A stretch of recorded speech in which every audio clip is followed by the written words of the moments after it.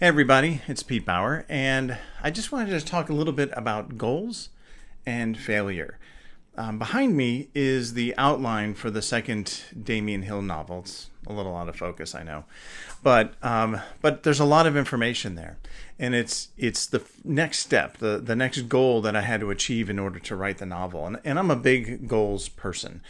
I've taught my children, and I myself have 5-year goals that, as I've told my kids before, the next 5 years are going to happen whether you have a plan or not. So better to be closer to where you want to be at the end of 5 years. And with my goals, I also have to anticipate failure. Everything I write, this has been from the beginning, really. I've considered everything I've ever written as an experiment. Some things work, some things don't. I just try to figure out why they worked or why they didn't, make adjustments, get better, and try again. When I set up my 5-year plan, I have a 3-month goal, 6-month goal, 1-year goal, 3-year goal, and 5-year goal. Sounds a lot, but it's not. Things change as you're going along. And in there, I want to have professional goals, personal goals, and spiritual goals. So every 3 months, every 6 months or so, I will revisit, readjust, recalibrate, redefine my goals.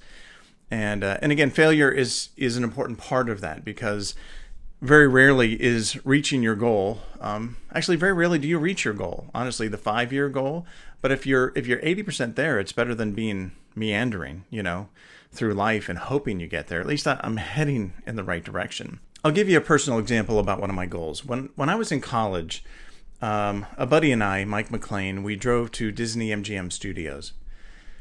And when I was 9 years old, my dad brought home a black and white reel-to-reel video camera. And we made some stupid little home movies and things like that. It was horrible. But the thing was that set me on the path that I wanted to make movies. I wanted to tell stories. I started writing then. I started figuring out and trying to learn everything I could about writing screenplays, making movies, things like that. So when I was in college and I'm on this tour of the MGM studios, I look down and I see these crews working on, I don't know, TV commercial, television show, I don't know what it was, but they're working on it. And we're way up high at these glass windows at the very top of the studios. And I remember turning to Mike and I said, Mike, one day I'm going to be down there. I'm not going to be up here as a tourist. I'm going to be down there working. And what was really kind of cool and kind of funny is that about 3 years later, I was down there working as an actor. It was a little less prestigious than I expected. I was the third place ping pong ball in a Florida lottery commercial. I wasn't good enough, apparently, to be first place or second place. And I had I was just wearing this bodysuit, and I had this huge ball, this big ping pong ball that went around me. And yeah, it wasn't the most illustrious moment of my acting life, but I do remember looking up at the glass windows up there with the tourists looking where I was just a couple years ago, and seeing those people and going, man, I actually made it here. I made it to this stage to be an actor, a working actor in the studio. Now, I got there because I set a goal, a very specific goal. And I'll be honest, I wasn't really good at goal setting back then.